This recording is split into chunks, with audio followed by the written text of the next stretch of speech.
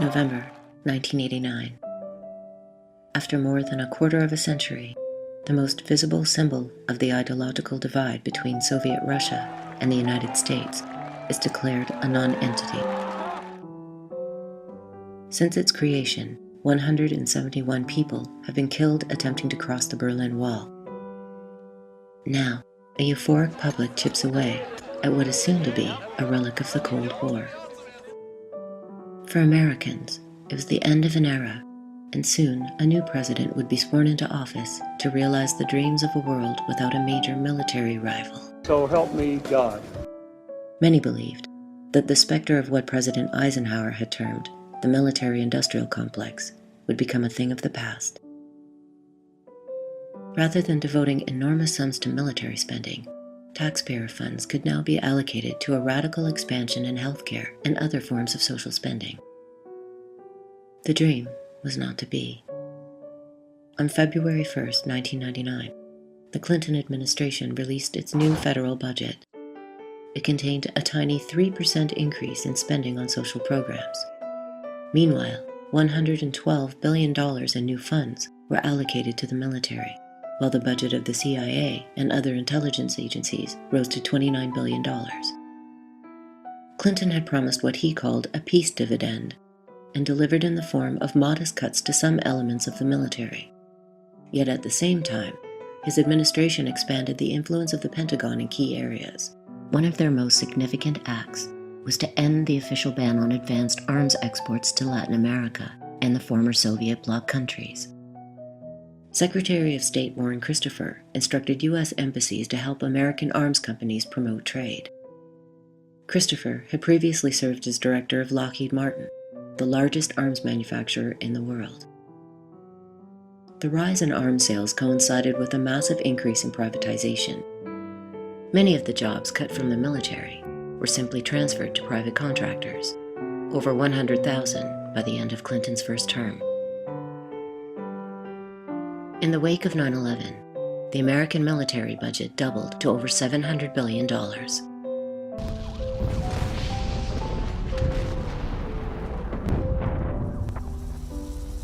Today, it is estimated at over $1 trillion.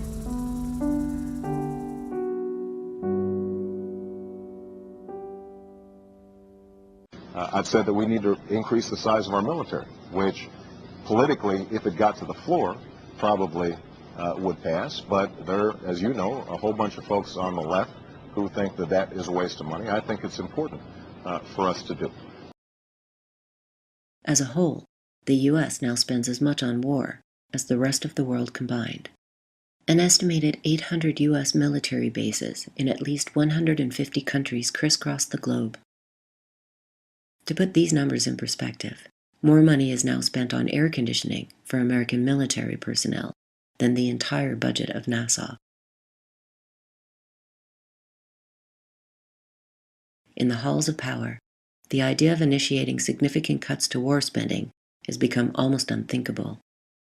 This film will examine the reasons why.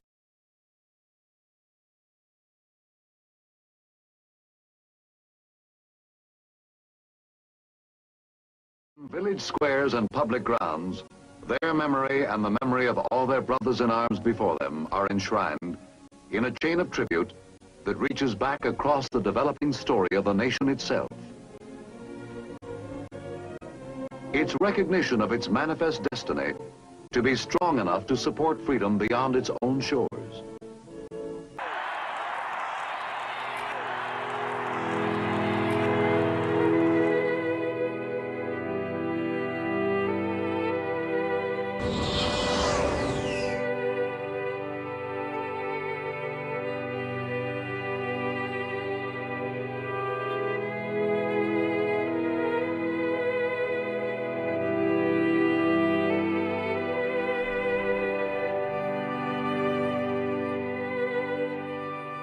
Over 200 years ago, the philosopher Adam Smith made a remarkable prediction. He claimed that America would become an extensive empire, which seems very likely to become one of the greatest and most formidable that ever was in the world. George Washington agreed, suggesting that the new republic was an infant empire. It would take nearly 2 centuries for the prophecy of Adam Smith to be fully realized. Most historians trace the explosion of American interventionism to the Monroe Doctrine of 1823, but it was only during the 20th century that the empire would become truly global.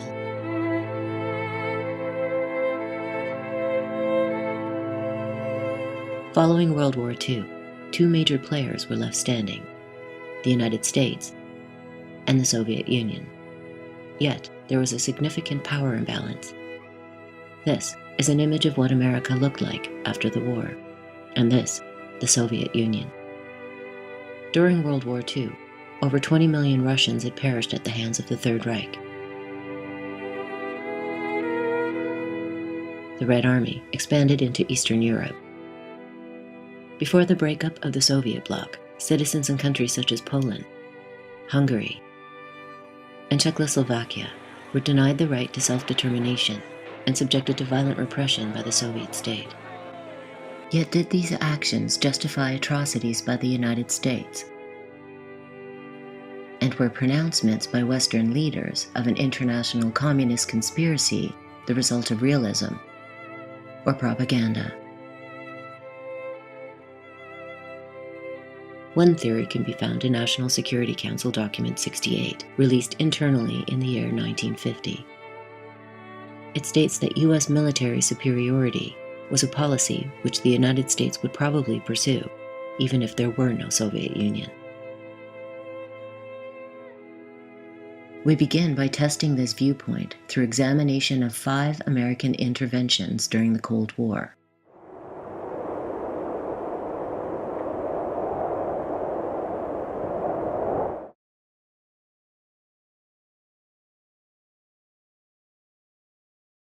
Mohammad Mossadegh, who was democratically elected, he became the Prime Minister overwhelmingly in that he won landslide elections. And the British and the Americans were very disturbed by this precisely because they realized that it would endanger their control of the oil supplies, because the imperative of this whole democratic process was precisely the injustice of Iranian oil being pretty much controlled by the external powers that were the United States and Britain. Our picture could only be complete if we could show you what the conditions were like before the oil company came into being. But the British have introduced hygiene into Persia, education, and sport. In your opinion, Mr. Jackson, what would be the probable effect in Persia of British withdrawal? I think economic disaster. The Persians think that by nationalizing oil, they are going to get rich. Unfortunately, the reverse will be the case. The Iranians were obviously very upset by this, and they wanted oil revenues to be used to develop the infrastructure of Iran and for the benefit of the Iranian people. So if you look at the classified documents that have now come out of the State Department and the British Foreign Office, this idea was very candidly discussed, that democracy was considered to be a problem. And in fact, some of the documents clearly point out that there was no actual influence from the Communist Party, and that this was very much a democratic movement, and that British and American officials were very aware that this was a truly indigenous movement. Yet what they were saying publicly was quite different. We actually had public statements from British and American officials that this was a left-leaning government, that it was infiltrated by very close to the Tudeh party, the Iranian Communist Party, and that this was really an attempt by the Soviet Union to kind of get control of Iran, and that this was therefore a geopolitical threat. So what actually happened as a result was the MI6 and the CIA worked together to organize a coup that would overthrow Mossadegh.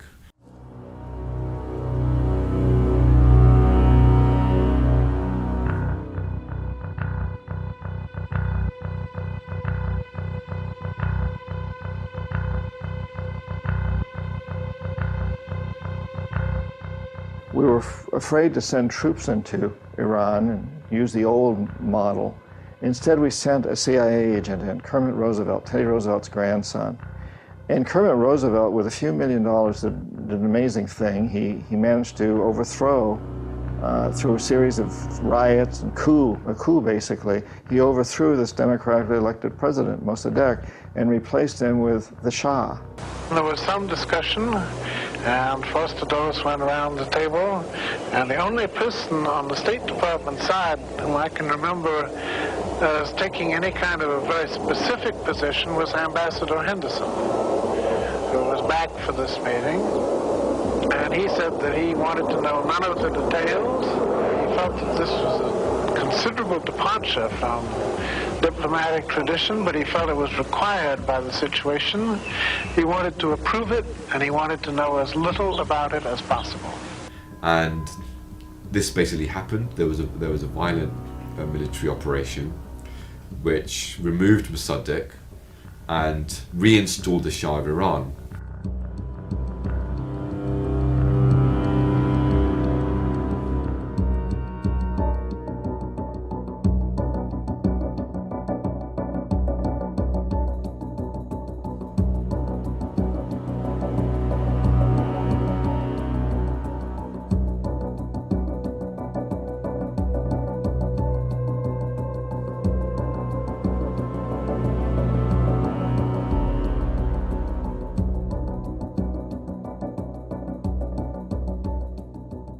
داخل در موضوع است. به من گناهان زیادی نسبت دادم، اما خود من میدانم که یک گناه بیشتر ندارم و آن این است که تسلیم تمایلات خارجیان نشدم.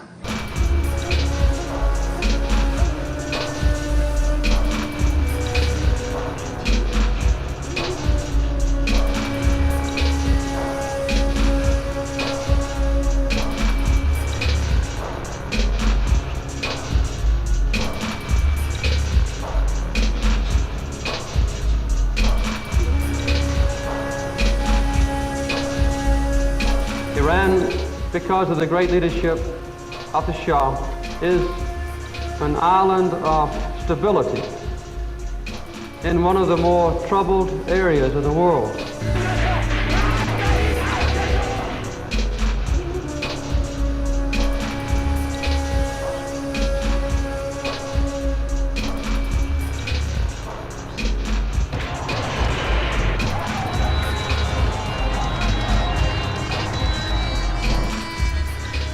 And this was what established really the conditions of hostility towards US and British interference in that country on a really populist basis in Iran.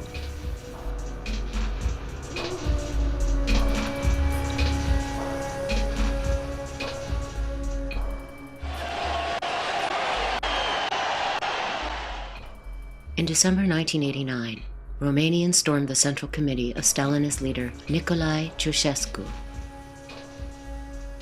He was executed along with his wife.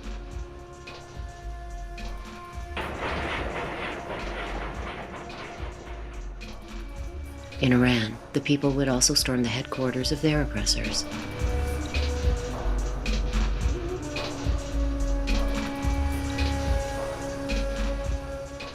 The Shah himself escaped, but many of his henchmen did not.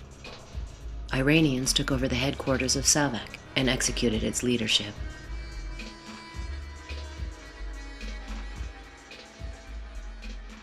Really, Kermit Roosevelt was the forerunner of both the economic hitmen and this new breed of jackal that now today works for private organizations. And that set the stage for what's happened ever since. And I often look back and think, what if we had instead supported Mossadegh and said, yeah, he's democratically elected, let's help him. That could have changed the whole politics of the Middle East, where we never would have had the problems that we're having today. Despite continued aggression against Iran by Israel and the United States, including violent covert operations, it has not attacked another country in over 200 years.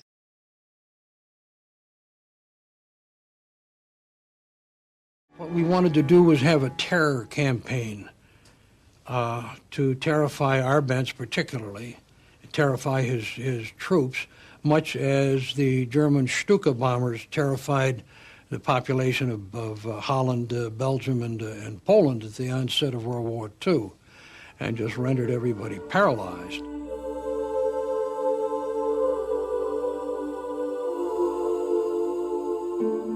Shortly after the coup in Iran, the democratically elected government of Jacobo Arbenz in Guatemala was similarly overthrown.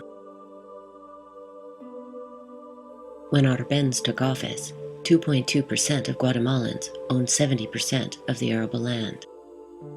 Arbenz programs included giving away uncultivated land grants to around 100,000 landless peasants. He also instituted a program of support for union rights and other basic reforms. Arbenz is best described as a moderate progressive, not a Marxist, yet his programs were met with outrage in Washington. Especially concerned were shareholders of Rockefeller's United Fruit Company. Under the dictator Jorge Ubico, United Fruit had established control of 42% of Guatemala's land and was exempted from taxes and import duties. The United Fruit Company really owned half the country, literally, and only a third of the land at the million-acre plantations, only a third of it was cultivated. On the other hand, you had several hundreds of thousands of landless Indian workers, rural workers, who were in dire poverty. The case of United Fruit presents a particularly glaring example of the evolving symbiotic relationship between powerful corporations and the American state. CIA Director Allen Dulles belonged to United Fruit's law firm and held shares in the company. John Morris Cabot, Assistant Secretary of State for Inter-American Affairs, was the brother of a former United Fruit president, and President Eisenhower's personal secretary was married to the head of United Fruit's public relations department. Clearly, Arbenz had to go. The problem was that he was not a communist, nor did his government have any links to the Soviet Union. In fact, Guatemala didn't even have diplomatic relations with Russia. The solution came by way of a man named Edward Bernays. Known as the father of public relations, Bernays was a major figure in the development of advertising and propaganda. Eddie Bernays is known as the father of spin or the father of public relations. Fascinating individual. He was double nephew of Sigmund Freud, and he actually learned fundamental techniques of human psychology and the ability to manipulate and manage human behavior from Uncle Sigmund. And he, at the same time, publicized and promoted Uncle Sigmund in the United States, and then aggrandized himself with his association with his uncle. Eddie Bernays believed that fundamentally democracy was untenable and that people are just too stupid to govern ourselves in a democracy.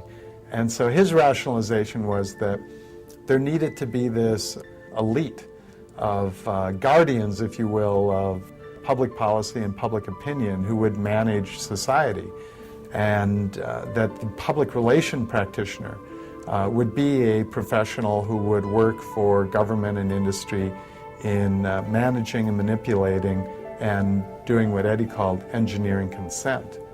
In the 1930s, a journalist friend of Eddie Bernays by the name of Karl van Wiegen came back from Nazi Germany, and he had interviewed Goebbels, the Nazi propaganda minister.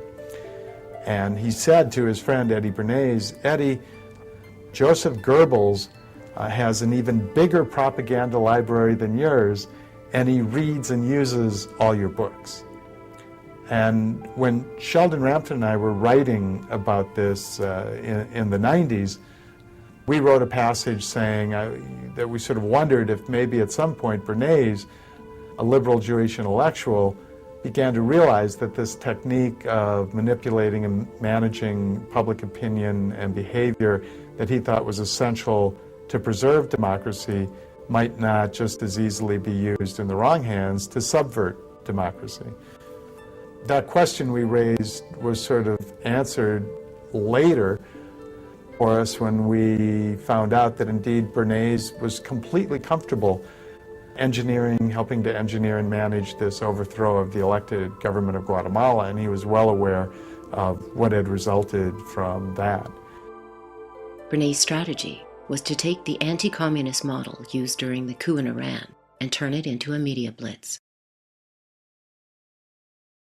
Bernays was offered huge sums of money to develop a propaganda campaign against Arbenz and the people of Guatemala.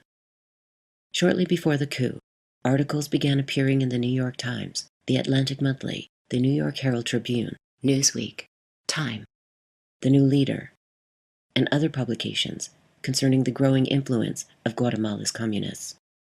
Guatemala was the new battleground in the war against the Soviets. In Guatemala, the Jacob Arbenz regime became increasingly communistic after its inauguration in 1951. Communists in the Congress and high governmental positions controlled major committees, labor and farm groups, and propaganda facilities. They agitated and led in demonstrations against neighboring countries and the United States. And Arbenz was overthrown in order to restore to power a right-wing regime. And from 1954 to 1990, when some sort of a peace accord was signed, 225,000 Indians mostly were murdered in Guatemala by the CIA-installed military regime. So it was a victory for the U.S. in the Cold War, but it was a terrible genocidal situation in Guatemala, finally recognized, at least verbally, by Clinton, who actually apologized to the Guatemalan people for the destruction which resulted from the U.S. military coup. This is the first time in the history of the world that the communist government has been overthrown by the people. And for that, we congratulate you and the people of Guatemala for the support they have given. And we are sure that under your leadership, supported by the people whom I have met by the hundreds on my visit to Guatemala, that Guatemala is going to enter a new era in which there will be prosperity for the people together with liberty for the people. I founded the Historical Memory Project in 2001, when I organized the first conference for the project to create a forum to discuss the genocide in Guatemala, because in 2000 I came back from Guatemala after 3 years of working with the UN Truth Commission, collecting war survivors' testimonies, field work that we did for about a year in the highlands of Guatemala. And so when I came back to the States, well, first I was struck by the lack of discussion there is currently with regards to indigenous peoples in the Latin American context, and also the lack of discussion of academic or scholarly discussion about genocide and state violence during the Cold War years. In the context of a 36-year war, civil war in Guatemala, the Guatemalan state committed genocide against at least that we documented 4 indigenous groups. Indigenous peoples throughout the Americas continue to be a vulnerable population targeted for elimination by the state. I took testimonies of war survivors there, massacres, smashing babies against trees and raping women and all the terrible things that we learned through the collection of testimonies. But I think that the most important thing to understand is how U.S. ideologies of national security doctrine resonated with local ideologies that polarized and fragmented society with this notion of the internal enemy. The ideology behind the national security doctrine that was implemented throughout the Americas during the Cold War years said that there was an enemy inside the population, not outside, because armies supposedly are supposed to protect borders from an external enemy. But the national security doctrine said to the military, local armies over there, was to say, look, you need to find the terrorist or the internal enemy inside the country. So anyone could, was perceived by the army, by militaries and death squads and paramilitary forces as the internal enemy. What that did was to turn people against each other. Indigenous communities are usually very tight. People rely on each other, families rely on each other. It's very different from the Western notion of neighborhoods or communities. In Guatemala, indigenous people depend on each other for survival. So when you insert fear and you insert within the community, at the heart of the communities, this notion of the internal enemy, the impact was terrible, again, because you fragmented families and entire communities that became suspicious to one another. Trust and solidarity within these communities have been very difficult to rebuild, and that, to me, it's very important to consider when we look at atrocities in Latin America. What has been the aftermath of these atrocities, the long-lasting consequences of violence? La gran humanidad ha dicho basta y ha echado a andar, y su marcha de gigantes ya no se detendrá hasta conquistar la verdadera independencia. Quería referirme específicamente al doloroso caso del Congo, único en la historia del mundo moderno, que muestra cómo se puede burlar con la más absoluta impunidad, con el cinismo más insolente, el derecho de los pueblos. Las Naciones Unidas en el Congo fue asesinado Lumumba. Y esas eran las Naciones Unidas que pretendían los norteamericanos que vinieran a inspeccionar nuestro territorio.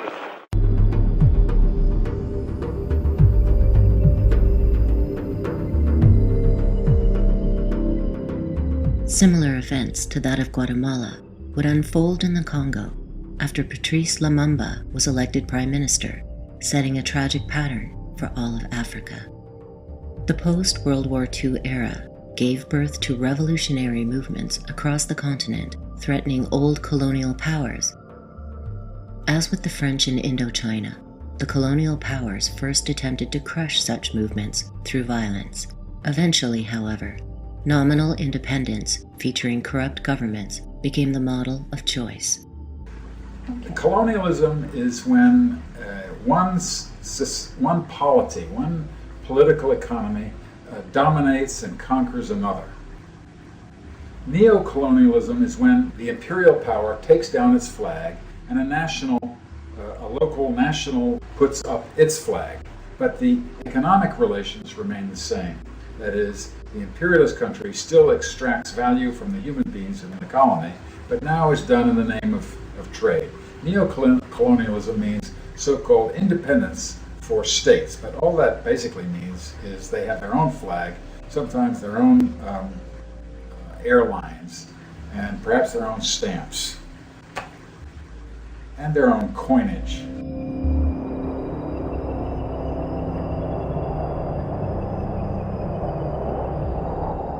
In the case of the Congo, an estimated 8 to 10 million people had died via forced labor and murder under King Leopold of Belgium. Now, the Congolese people would be granted independence, or so they believed. The first elected prime minister was Patrice Lumumba, who had been raised in a mud brick house. L'indépendance, aujourd'hui victorieux. Je vous salue au nom du gouvernement congolais. Nous avons connu les ironies, les insultes, les coups que nous devions subir matin, midi et soir, parce que nous étions des nègres. Qui oubliera enfin les fusillades où périt tant de nos frères, ceux qui ne voulaient plus se soumettre au régime d'injustice, d'oppression et d'exploitation. Lumumba's speech, as well as his belief that the Congo's vast mineral wealth should belong to the people who lived there, set off alarm bells in the West. Under the auspices of the UN, the Belgians insisted on retaining a strong military presence in the country. Lumumba traveled to the United States and asked for help. C'est avec un réel plaisir que je me trouve aujourd'hui aux États-Unis, pays de démocratie et de liberté. Lumumba's overtures were rejected. Rebuffed by one superpower, he turned to the other. The Soviets gave only token support, but Lumumba's act of defiance was enough to sign his death warrant. After South Africa, the Congo had the largest working class in sub-Saharan Africa. If the Congo achieved real independence, it would pose a direct threat to Western business interests across the continent. The United States deplores the unilateral action of the Soviet Union in supplying aircraft and other equipment for military purposes to the Congo. The Soviet action, which seems to be motivated entirely by the Soviet Union's political designs in Africa. I must repeat that the United States takes a most serious view of this action by the Soviet Union.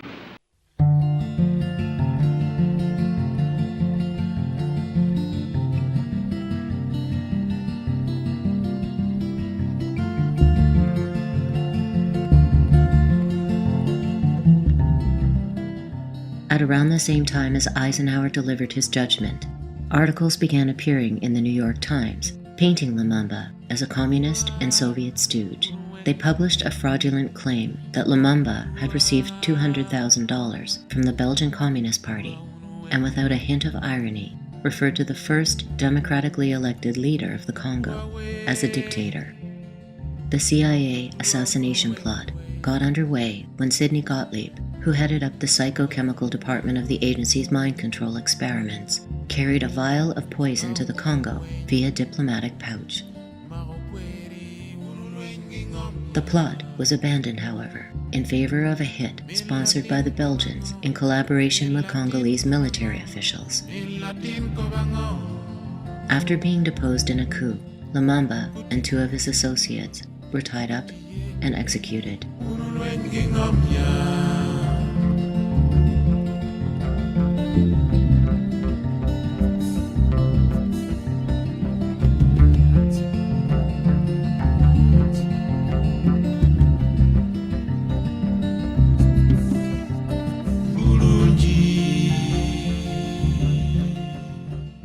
Taking Lumumba's place was Joseph Mobutu. He looted an estimated $4 billion during his time in office. More importantly for the West, he allowed the continued looting of the Congo's vast mineral reserves by Western corporations. Today, the average life expectancy in the Congo is 46 years. The United States has been engaged in an effort to stop the advance of communism in Central America by doing what we do best, by supporting democracy.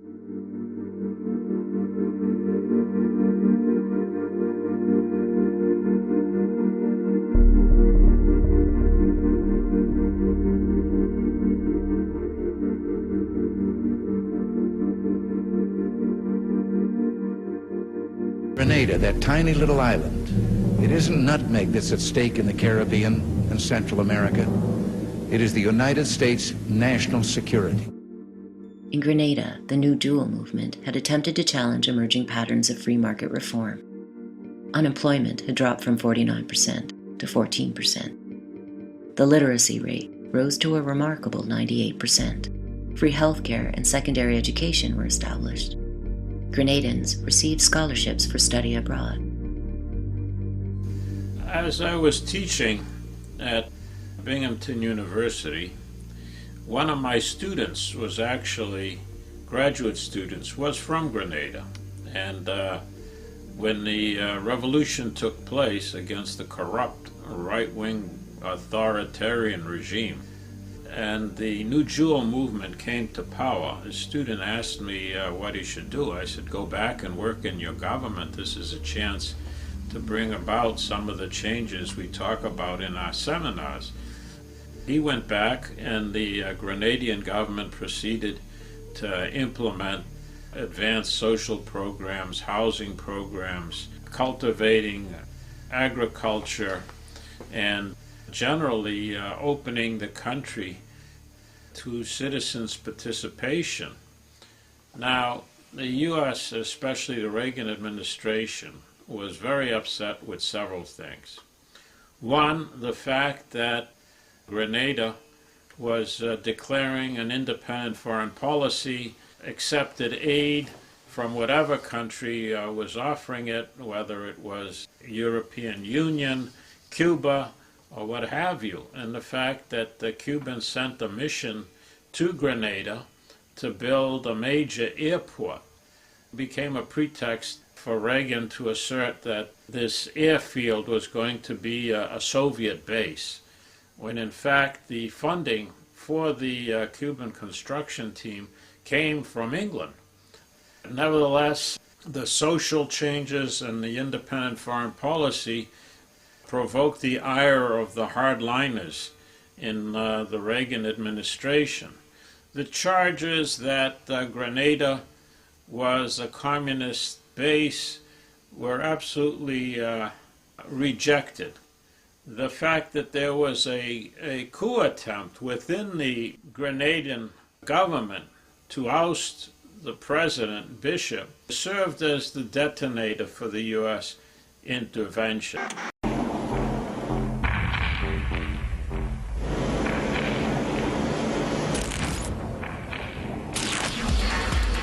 The U.S. goes to war against the Caribbean island of Grenada.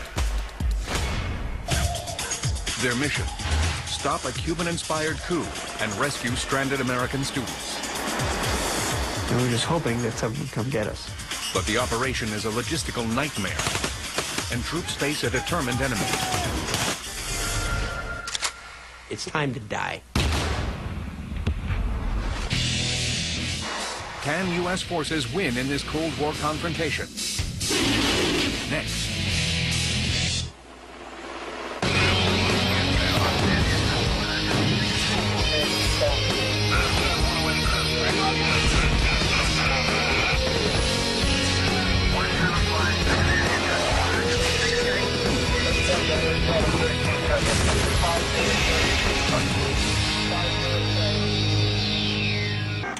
The war in Grenada was perhaps the most lopsided conflict in recorded human history. A token force of a few hundred troops was dispersed by what the U.S. military termed Operation Urgent Fury. Unlike Guatemala, Iran, and the Congo, the resources and labor of the tiny nation were insignificant, nor did Grenada offer any real geostrategic import. Why then did they bother? What we are watching is a four-phased operation. Phase one has been completed, the seizure of Nicaragua. Next is El Salvador, to be followed by Honduras and Guatemala. It's clear and explicit.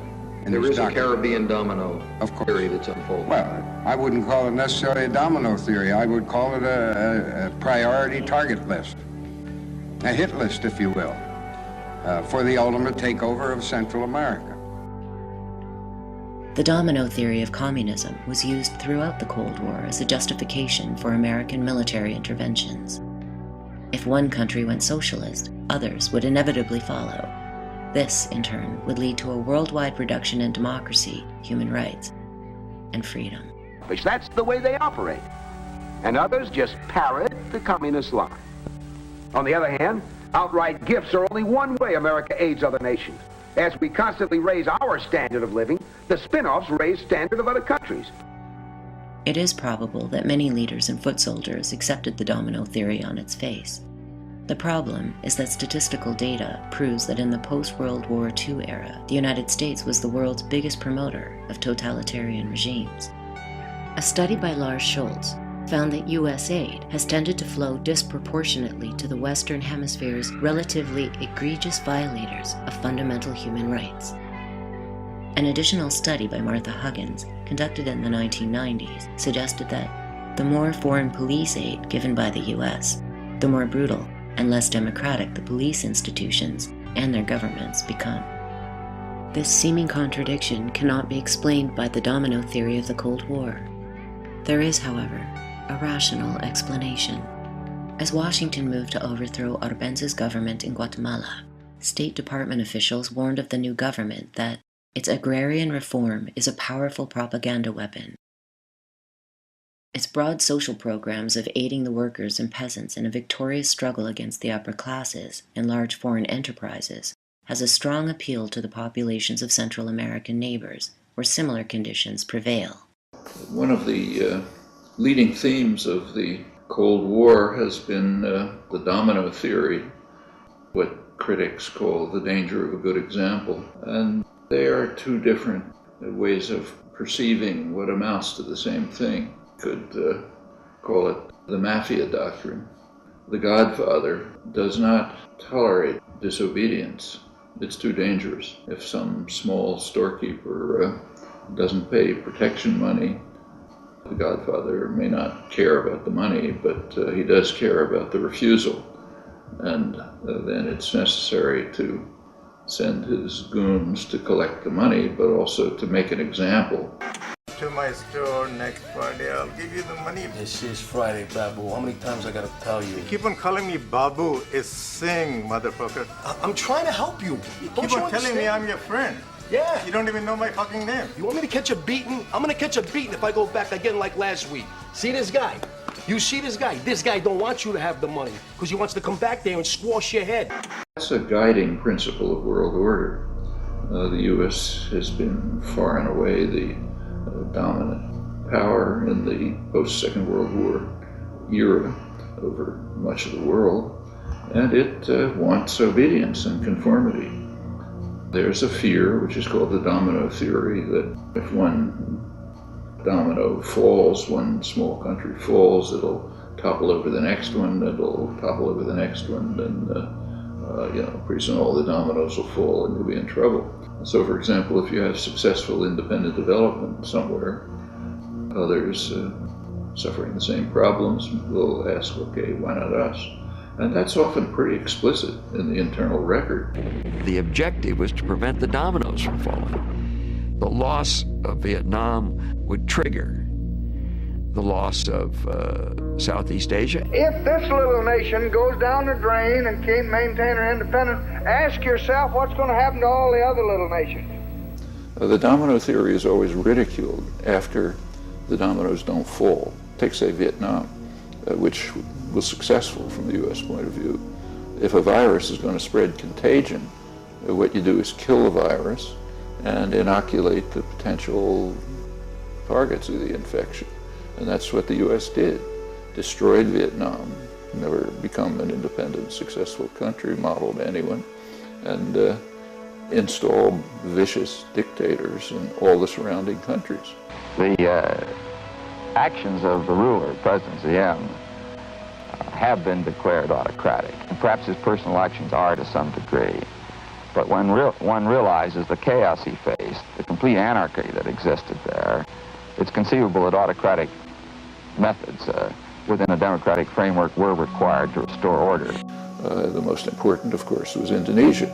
And in 1965, General Suharto carried out a military coup which wiped out the one mass-based political party, sort of a party of the poor, killed hundreds of thousands of landless peasants, opened the country up to Western exploitation.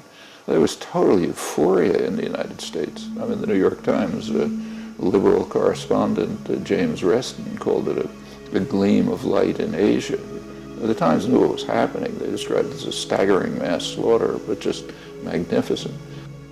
And in fact, in retrospect, McGeorge Bundy, one of the top planners for Kennedy and Johnson, National Security Advisor, in retrospect, he said he thought that we probably should have called off the war in 1965, the Vietnam War, because the region was inoculated. Indonesia was sound. No more dominoes. Not much point wasting more time and wiping out Vietnam. But there's nothing ridiculous about the theory. That's why it keeps being resurrected. The mafia principle is correct.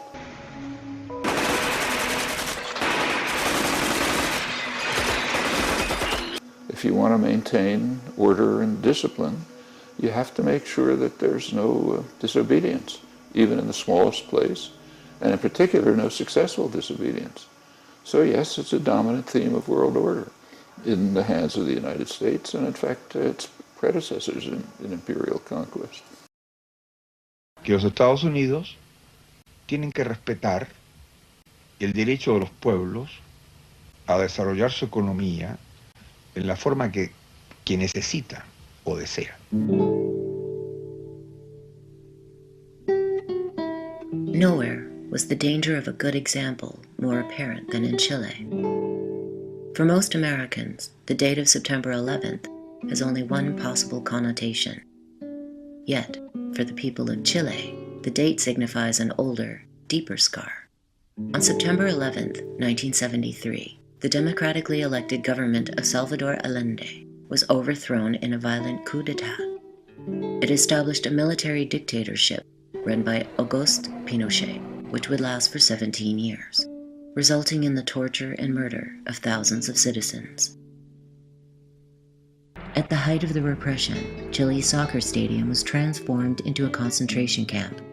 Among those targeted was a man whose music now plays on this film's soundtrack, Victor Jara.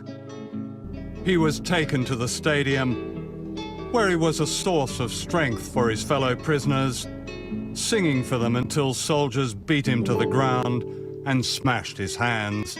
In his last poem, smuggled out of the stadium, he wrote, "What horror the face of fascism creates. They carry out their plans with knife-like precision. For them, blood equals medals. How hard it is to sing when I must sing of horror, in which silence and screams are the end of my song." After 2 days, they killed him. A report of August 18, 1970 by the State Department explained, "We identify no vital U.S. national interests within Chile." Nevertheless, for Henry Kissinger and other major policy planners, Allende represented a virus that could spread contagion throughout Latin America. As an example of this virus in action, one of Allende's first acts was to guarantee school children a glass of milk every day. We had no contact with any of the people that carried out the military coup, and therefore the coup that overthrew Allende was done without contact with the United States. Kissinger was lying. Declassified documents reveal that the coup in Chile was directed from Washington, and that the Allende regime had been under attack even before its inception.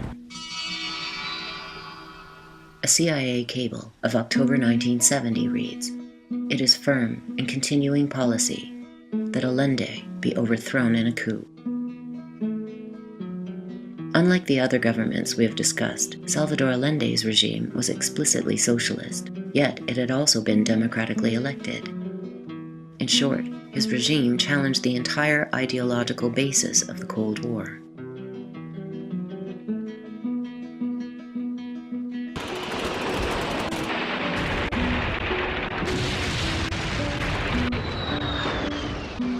Rather than be taken alive, Allende committed suicide in the Moneda Palace as fascist troops were closing in. Trabajadores de mi patria, tengo fe en Chile y su destino. Sigan ustedes sabiendo que mucho más temprano que tarde, de nuevo abrirán las grandes alamedas por donde pase el hombre libre para construir una sociedad mejor. ¡Viva Chile! ¡Viva el pueblo! ¡Vivan los trabajadores!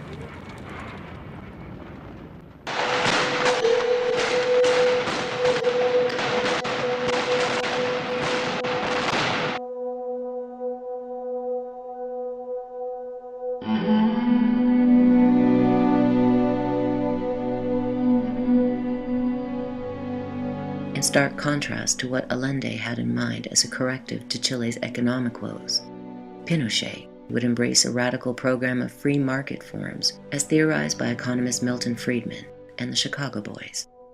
Friedman described himself as a libertarian with a small L, presenting his philosophy as a more moderate variant of the Austrian school of free market capitalism. He shared with them a vision in which virtually everything is owned. The programs entailed deregulation, wage reduction, attacks against unions, elimination of social spending, and a fire sale of natural resources to transnational corporations. The Western press described the events in Chile as an economic miracle. Economic policies that were implemented in Chile as a result of the military regime are intertwined. I mean, one cannot analyze the violence without considering the way in which these economic policies sought to be implemented. Today, Chile stands as one of the most unequal countries in the whole region. The polarization between the have and the have-nots have increased dramatically in the last 20 years. Again, as a result of these neoliberal policies or globalized policies that were implemented during the Pinochet regime, which meant the privatization of pension plans, for example, for people who retire, the privatization of universities, schools, the educational system, health, and so on and so forth. So an economic miracle for whom? I mean, that's always the question that I, raise. I mean, when they talk about economic miracle, who has benefited from this economic miracle? I think that's the key question. Thank you all very much. It's an honor for me to be here to pay tribute to a hero of freedom, Milton Friedman. He has used a brilliant mind to advance a moral vision. We have seen Milton Friedman's ideas at work in Chile, where a group of economists called the Chicago Boys brought inflation under control and laid the groundwork for economic success. The thesis of the shock doctrine is that we've been sold a fairy tale about how these radical policies have swept the globe. That they haven't swept the globe on the backs of freedom and democracy, but they have needed shocks, they have needed crises, they have needed states of emergencies. Milton Friedman understood the utility of crisis. Only a crisis, actual or perceived, produces real change. When that crisis occurs, the actions that are taken depend on the ideas that are lying around. Milton Friedman was a leading monetarist. He was a professor of economics at the University of Chicago who believed that value came from money, in contrast to those who believe that value comes from human beings, that human beings and human labor is the source of all value. Milton Friedman believed it was money and gold, and therefore by changing monetary rates and doing fiscal policy, he was able to organize an economy. He was a free marketeer. He was a laissez-faire capitalist, a laissez-faire theorist, and that's part of his monetarism. Laissez-faire means let the market decide. Devil take the hindmost. Get as much as you can and run. This negates consumption, it negates health, it negates meeting human needs, while a few profit. This is the theory of Milton Friedman. My feeling is that there's two different kinds of market fundamentalism. I mean, when I use the term, I use it to mean a deep faith in the power of the market to solve economic problems and even other kinds of social and political problems. I regard it as very naive in that sense. It's almost like a kind of religious faith. The market will solve it, the market will solve it. It's okay. The market will solve it. But I also sometimes think it's benevolent. The market will not only solve this, but it will somehow solve it in a way that benefits humanity. I mean, to me, of course, it's completely unjustified. The market doesn't give a damn how many people die. The market may solve peak oil by killing 3 billion people. There's nothing here to be worshipping. And it's type 1 market fundamentalism. Type 2 have some kind of affection for the market because they feel that it has, for example, helped them into their positions of wealth and power. The other way to look at it, which is what I usually say, is that they're not actually market fundamentalists at all. They're bullet fundamentalists. They believe in force. And the market will just be one among many things they will use. And the reason I'm bringing that up is because I think they're equally cynical. I think they're equally cynical about market. I don't think they really have any particular affection or romanticism for the market any more than they do for God or something. That the stupid people can believe in all these things, whether it be traditional religions or the market, and that our job is not to accept any of those naive beliefs, but to manage the society for our own benefit and possibly the benefit of others. I really don't know how often they think of themselves as altruistic. In other words, I'm not convinced that the kinds of elites we see in the US at the moment really are market fundamentalists in a very deep sense. I do think their violence and force are more their thing, and that they're quite interventionist, and that they're bullet fundamentalists.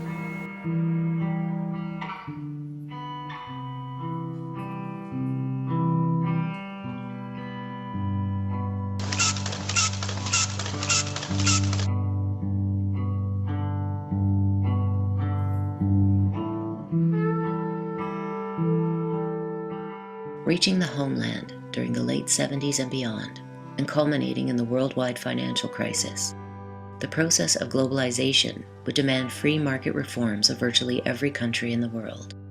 Not only did they fail to raise living standards, they resulted in greatly increased misery for the vast majority of the world's people. The escalation of deprivation indicators in Brazil and Mexico, which together account for over half of Latin America's 465 million inhabitants, revealed a miracle at work. Between 1985 and 1990, the rate of child malnutrition in Brazil increased from 12.7% to 30.7% of all children. In Mexico, the purchasing power of the minimum wage dropped 66% between 1982 and 1991. In Argentina, unemployment rose steadily in the 1980s and 90s, from 3% in 1980 to 20% in 2001, while the number of people in extreme poverty rose from 200,000 to 5 million. The economic miracle in Argentina culminated in this.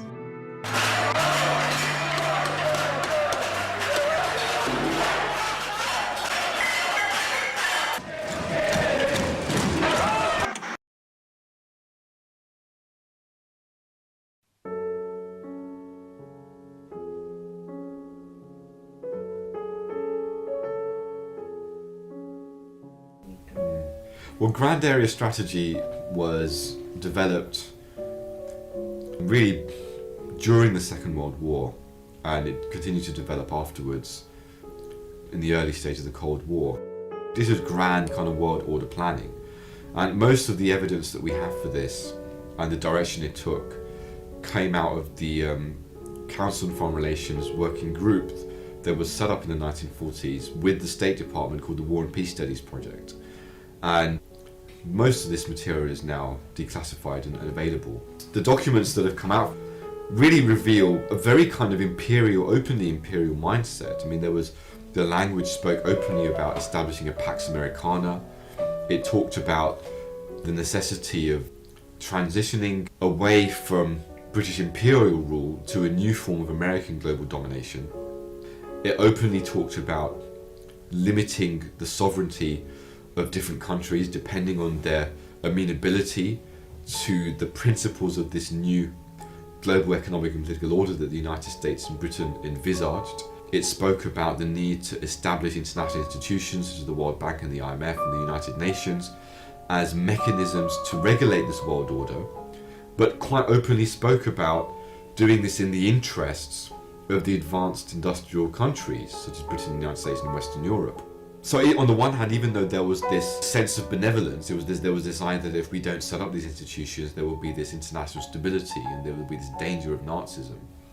There was also this quite candid admission it would protect the economic interests of a specific group of states and the interests of the colonies themselves and the kind of these countries in the less developed world that were trying to breaking out at this time and kind of struggling for national independence.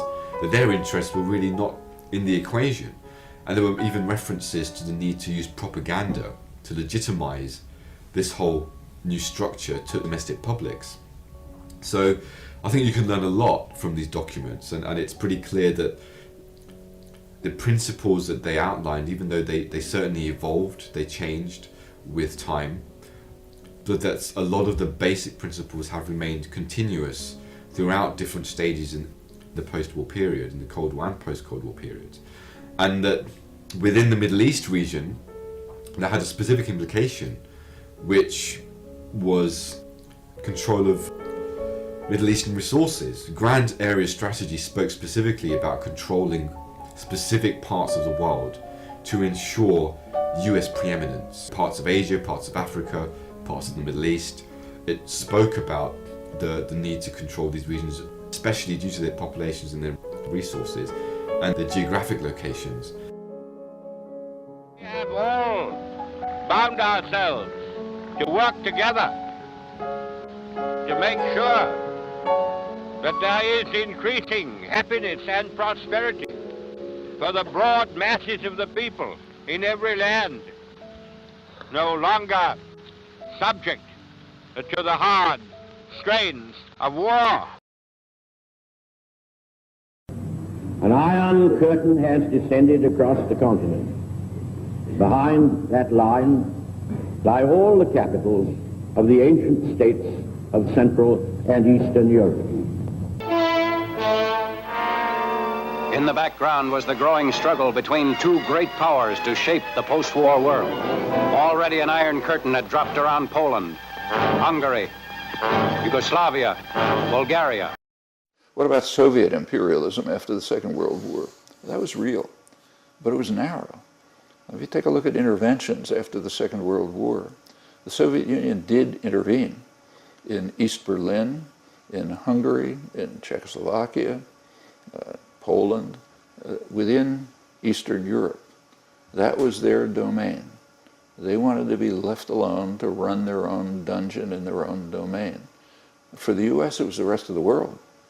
You take a look at U.S. interventions all over the place. And the idea is, okay, we run the world, and there's a kind of like a tacit compact. We'll kind of shout at each other. Stay out of this hemisphere, and don't try to start your plans and your conspiracies over here. But each of us will discipline our own domains. For Russia, Eastern Europe, for the U.S., the world. And take a look at the history of the Cold War, that's what it was. It was wars against independent countries by the superpowers, almost all the U.S., because our domain is the world. One of the most revealing passages in Churchill's memoirs describes an exchange between himself and Stalin when the two warlords carved up the political boundaries of Europe, not on official policy documents, but a half-sheet of paper. The moment was apt for business, Churchill wrote. So I said to Stalin, "Let us settle about our affairs in the Balkans. Your armies are in Romania and Bulgaria. How would it do for you to have 90% predominance in Romania, for us to have 90% of the say in Greece, and go 50-50 about Yugoslavia?" Stalin agreed and kept his word. Birmingham, where in the shadow of the Queen Victoria statue and beneath the red flag, a vast crowd listens to a fighting speech by Lord Beaverbrook. And we believe in Stalin's leadership.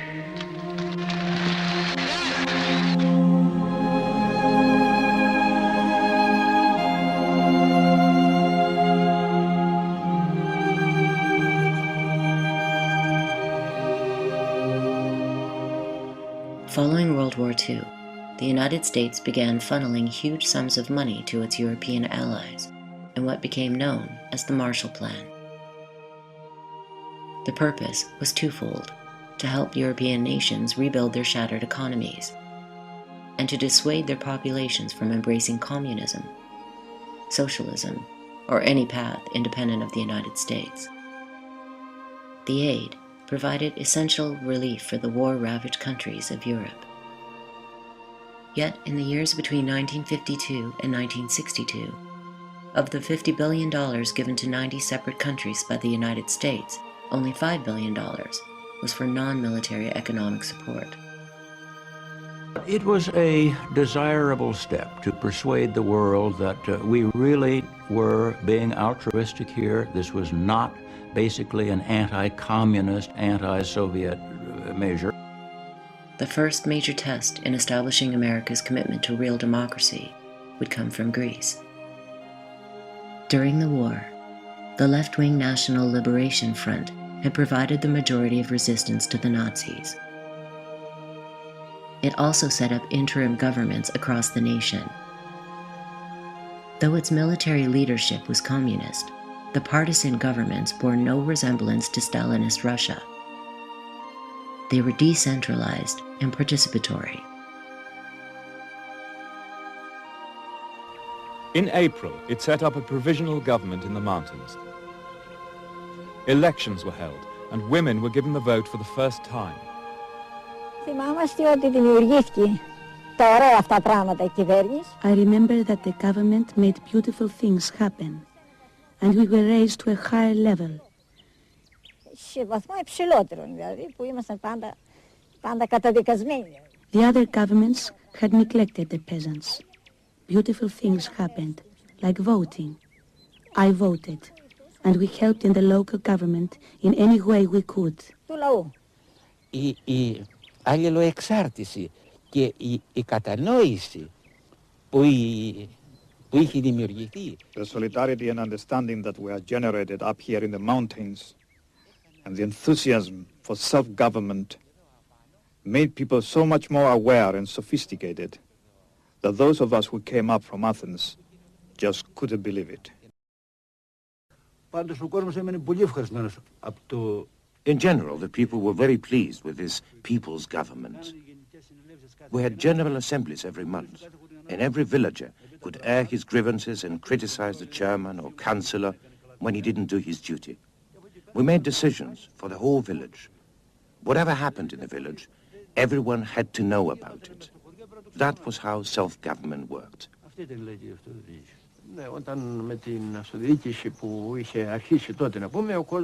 When we started to govern ourselves, we got encouraged, and people woke up, so to speak.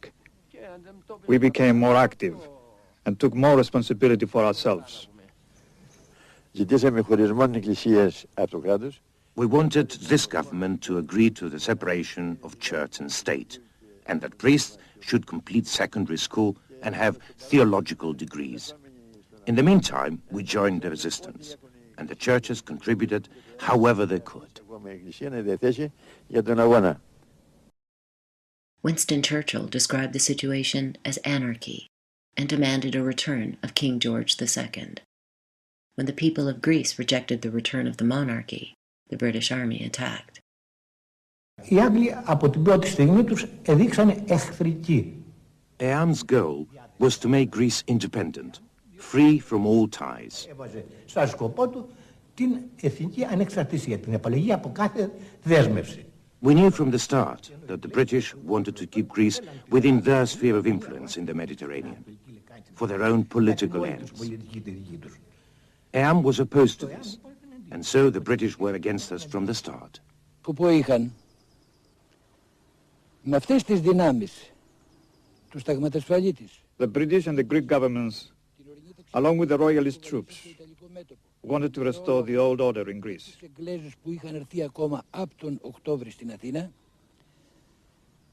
να επαναφέρουν την παλιά τάξη πραγμάτων, να ξαναθρονιάσουν τον βασιλιά ξανά στην εξουσία. They wanted the king back on his throne because he was the best guarantee of British interest in Greece, political, economic and strategic. Των οικονομικών και των στρατηγικών των Εγγλέζων στην Ελλάδα. People hated the dictatorship of Metaxas and the king. Together they oppressed the Greek people. We didn't want in any way to go back to the same tyrannical regime which was supported from abroad after the liberation. That regime was hated by all Greeks. Χιλιάδες εξορίζουν, τους στέλνουν στα νησιά, γιατί είναι δημοκράτες, εργάτες και του λαού παιδιά. Γιατί είναι δημοκράτες, εργάτες και του λαού παιδιά. Μην το νομίσετε πως με τις εξορίες φασίστες θα μας λυγίσετε.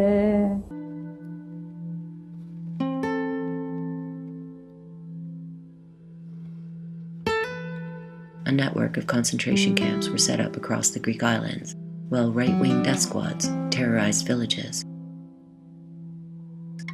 A favorite technique was beheading. President Truman responded by giving hundreds of millions of dollars in military aid to the very men the Allies had been fighting just months before. The free peoples of the world look to us for support in maintaining their freedoms. If we falter in our leadership, we may endanger the peace of the world, and we shall surely endanger the welfare of this nation. I therefore ask the Congress to provide authority for assistance to Greece and Turkey in the amount of $400 million for the period ending June 30th, 1948.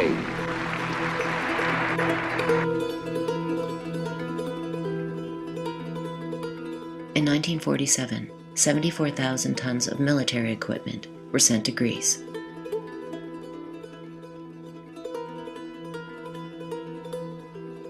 Among the supplies were hundreds of mules.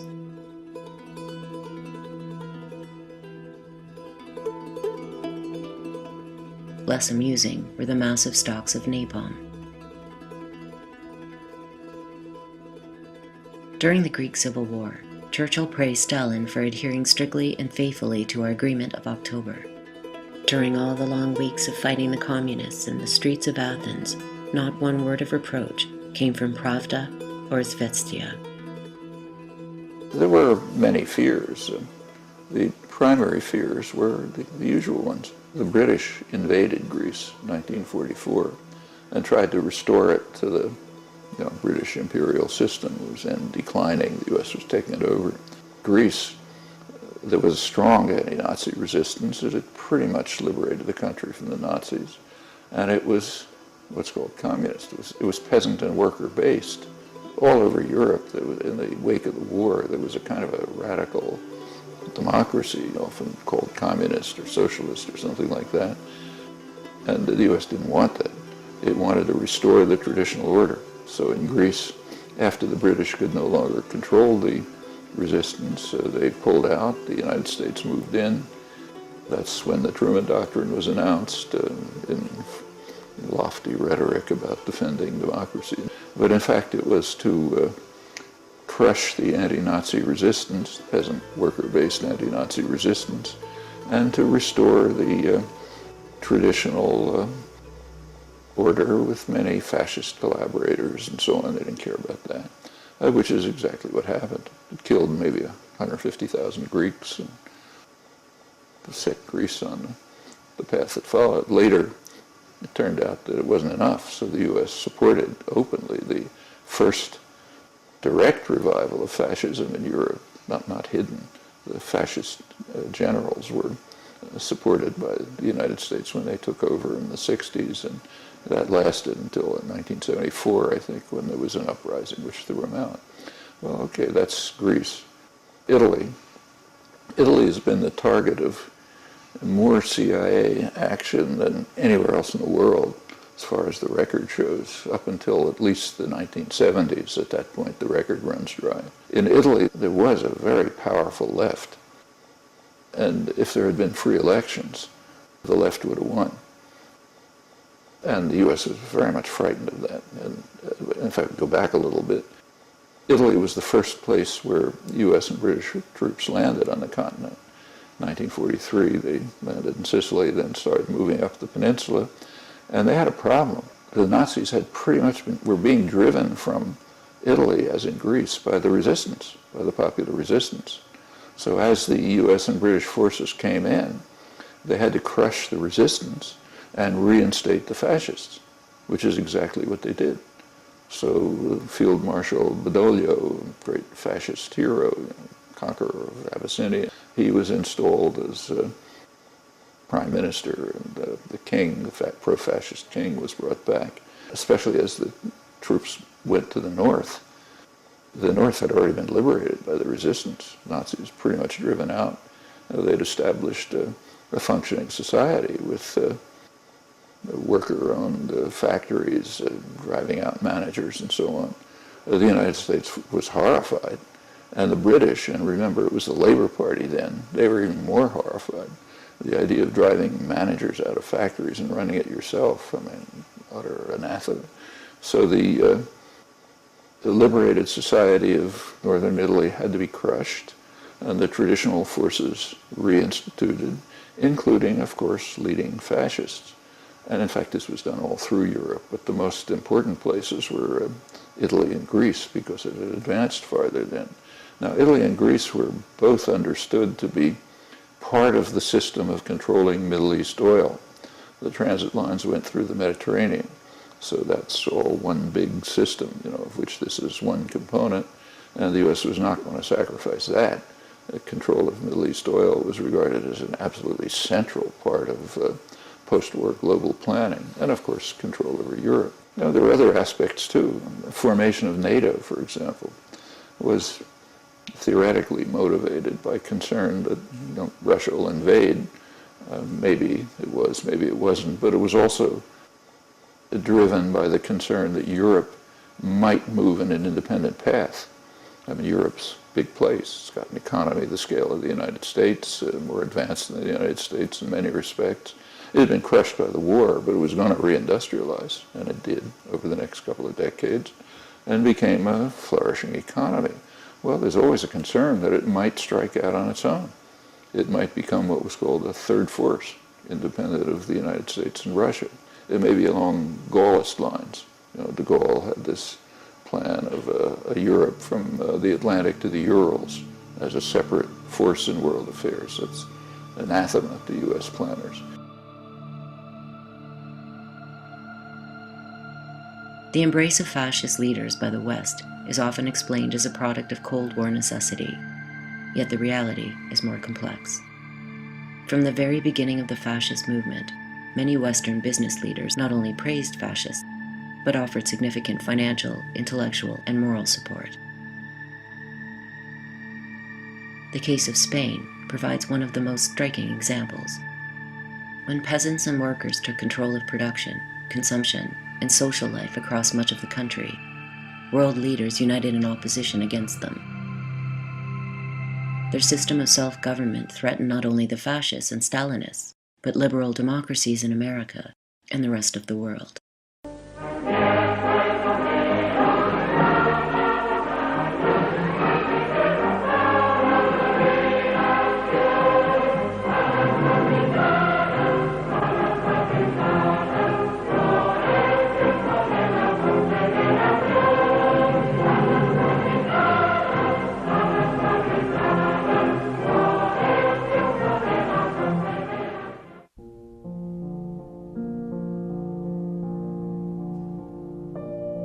The rebels called themselves anarchists.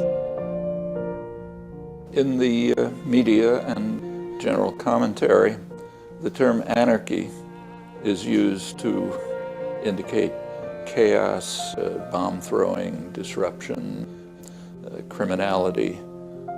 The actual meaning of the term is quite different. It involves mutual aid, cooperation, as close as you can get to pure democracy, real popular control over all institutions, sometimes resistance, usually leaderless resistance. That's partly ignorance and partly a way to undermine efforts to try to achieve a cooperative society with popular control, which of course is obviously very much opposed by elite interests. En ese caso, cuando se trata de la toma del montón, pues naturalmente se tiene que tener aquella capacidad y aquella manera de pensar, de que por qué razón vas a coger tú hoy 2 kilos de carne si con uno tienes bastante y mañana puedes ir a buscar otro fresco. O un traje, un par de zapatos. Allí se estaba exento de luz, de agua, de escuela, de todo. Allí no había que pagar nada. Y no había egoísmo de nada. Nada, ni uno. Egoísmo no existía. ¿Cómo va a existir si no hay dinero? Cuando no hay dinero no puede haber egoísmo. Hoy lo dices y no lo comprende la gente, pero que no, que se asumió bien. El haber hecho la colectividad, como crear la colectividad, la inmensa mayoría del pueblo lo encontró muy bien, y esto que no eran sindicalistas ni eran anarquistas. Una pizarra de sindicato grandiosa, y cualquier trabajador, una queja que tuviera, la apuntaba en la pizarra, y en la asamblea se discutía aquello.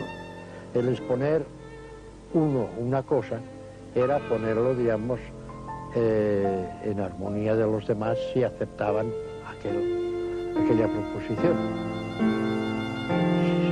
Si se acordaba bien, si no se acordaba, pues otra cosa, ¿verdad?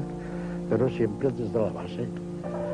No nos regiamos porque no mandase el comité regional una cosa. Porque claro, cada pueblo tiene su cultura. Por lo tanto, al tener su cultura, tiene sus costumbres. Pues no son las mismas costumbres nuestras aquí valencianas, como diríamos las andaluces. Es compleja.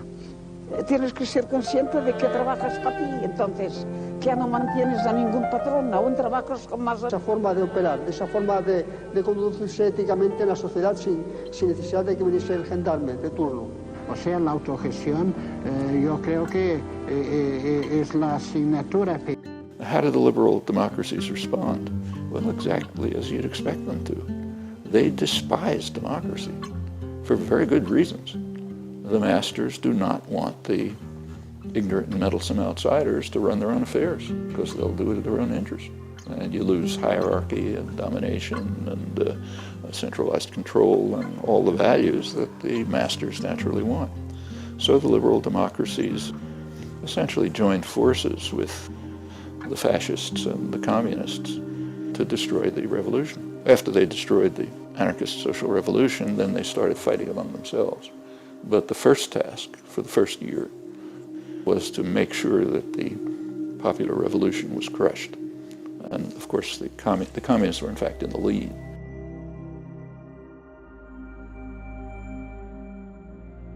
And the fascists, of course, had their own interests. The United States was a little bit marginal at that time. It wasn't the major world power. It was mostly England and France. But Roosevelt also played a role. So there was an embargo passed, which prevented arms from going to the Republic. However, Roosevelt tolerated breaking of the embargo illegally to provide oil to the fascists. The State Department pretended it didn't know. Of course they did know. I remember this as a child. The left-wing press was reporting it. The government said they never heard about it. And of course the media went along with the government. Years later, the documents came out and they conceded it had been happening all along. So yes, Roosevelt was basically supporting the fascists, but primarily destroying the anarchist revolution, which was a real threat. Un Estado totalitario armonizará en España el funcionamiento de todas las capacidades y energías del país, en el que dentro de la unidad nacional el trabajo, estimado como el más ineludible de los deberes, será el único exponente de la voluntad popular. Y merced a él podrá manifestarse el auténtico sentir del pueblo español a través de aquellos órganos naturales que, como la familia, el municipio, la asociación y la corporación, harán cristalizar en realidades nuestro ideal supremo. Fascism is a very rational system. It is an instrument by the ruling plutocracy to distract the people with the accoutrements of a false revolution. There's always a false populism, and there's a lot of goose-stepping, and there's a lot of manipulation of symbols and sentiments and love of the state and the like. Much of politics is the rational use of irrational symbols. So fascism, the attention that when people study Italian fascism or Nazism especially, they focus on it as a kind of insane movement that just happened, carried on by this maniac Adolf Hitler, and the Germans went out of their heads and were led astray. In fact, what they tried to do is direct the real grievances of the German people toward irrelevant enemies. Die Parteien versprachen den Himmel auf Erden.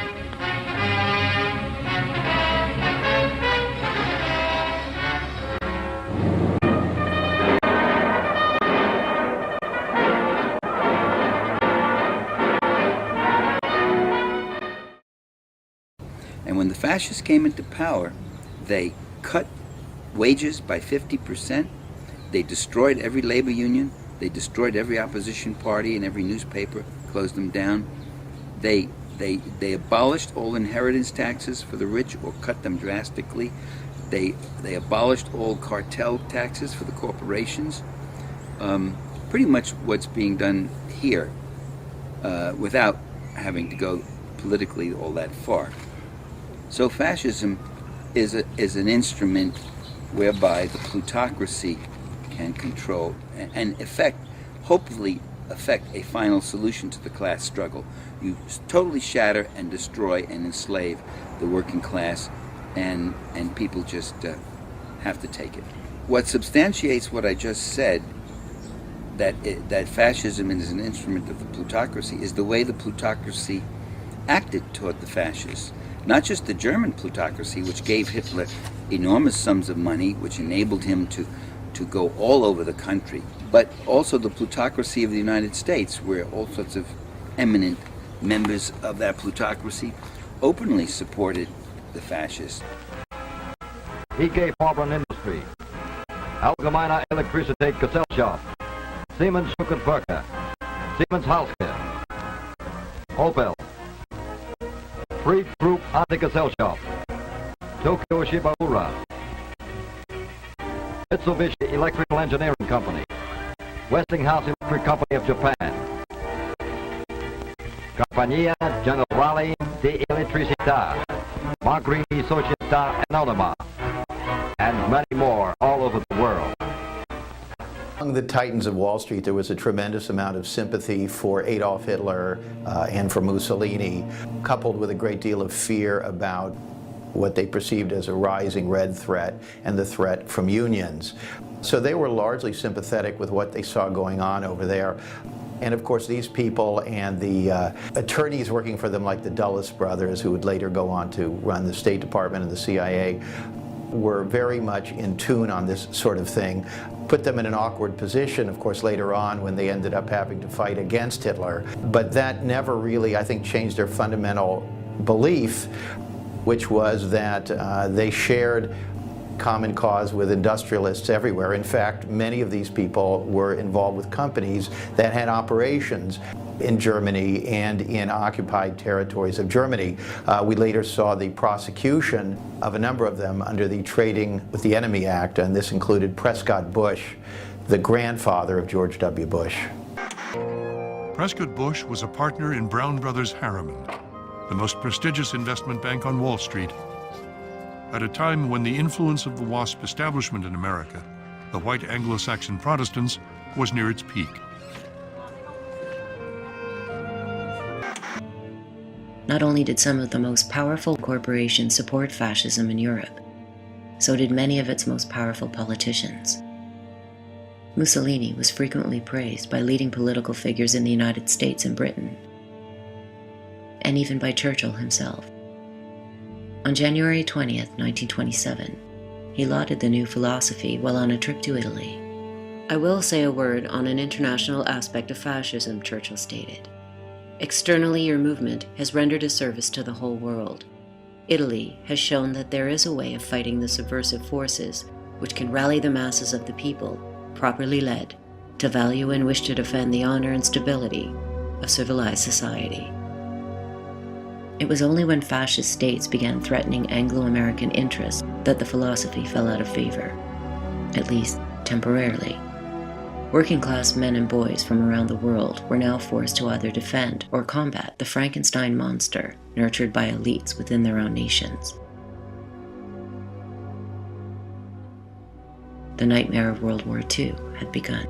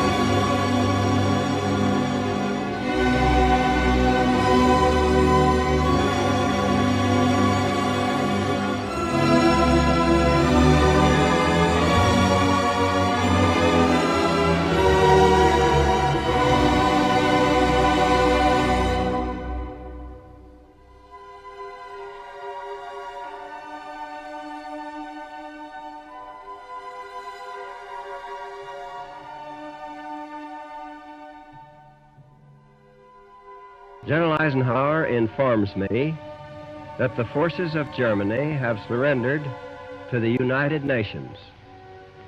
The flags of freedom fly all over Europe.